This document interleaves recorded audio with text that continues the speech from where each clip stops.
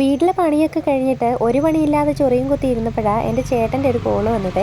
Free ആണെങ്കിൽ നമുക്ക് ഞണ്ടിനെ പിടിക്കാൻ പോയാലോ എന്ന് പറഞ്ഞു തീരുന്ന താമസം ഞാൻ വീട്ടിൽ നിന്ന് ഇറങ്ങിയേ. ഇവരിതിനെ പിടിക്കുന്നത് നെറ്റിനകത്തോട്ട് മീനിൻ്റെ വേസ്റ്റ് ഒക്കെ ഇട്ടിട്ട് ഞണ്ട് കയറി അതിൽ ഇറുക്കും, അന്നേരം അത് വലിച്ചെടുക്കുക കേട്ടോ ചെയ്യുന്നേ.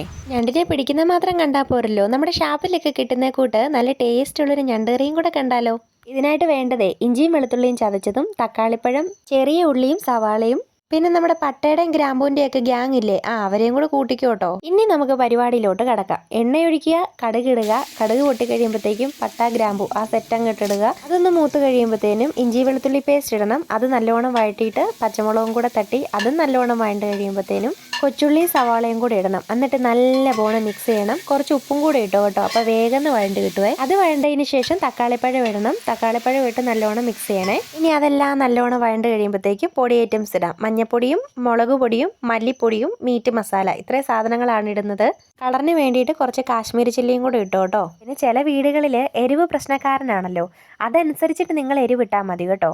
സാധാരണ നമ്മുടെ ഇടുക്കിക്കാർക്ക് കറിക്ക് അത്യാവശ്യം കളറും വേണം, അതേപോലെ എരിവും വേണം അല്ലേ.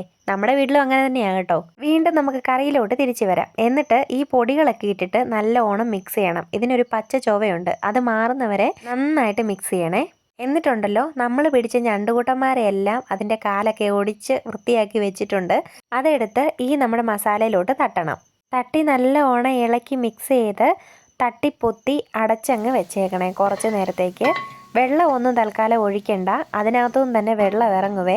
നമുക്ക് നോക്കിയിട്ട് വേണമെന്നുണ്ടെങ്കിൽ പിന്നീട് ഒഴിച്ചാൽ മതി കേട്ടോ. ഇനി നമുക്ക് കുറച്ച് പെരിഞ്ജീരകത്തിൻ്റെ ആവശ്യമുണ്ട്. ഇതേപോലെ പെരിഞ്ജീരകം ഒന്ന് ഇടിച്ചെടുക്കണേ.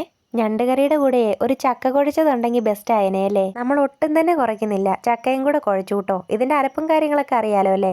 ഇനി നമ്മൾ വേഗം വെച്ചത് എന്നായെന്ന് നോക്കണ്ടേ. വേഗണ്ടോ, ഞാൻ പറഞ്ഞതുപോലെ അതിൽ നിന്ന് വെള്ളം ഇറങ്ങിയിട്ടുണ്ട് കേട്ടോ നന്നായിട്ട്. എക്സ്ട്രാ വെള്ളം ഒഴിക്കേണ്ട ആവശ്യമൊന്നുമില്ല. ഇനി വേണമെന്നുണ്ടെങ്കിൽ തിളപ്പിച്ച വെള്ളം കുറച്ച് ചേർത്തോളൂ കേട്ടോ. ഇനി ഇതിനകത്ത് 2 ചേരുവയും കൂടെ ഇടണം. മുളക് പൊടിയും നേരത്തെ എടുത്ത പെരിഞ്ജീരക പൊടിയുവേ.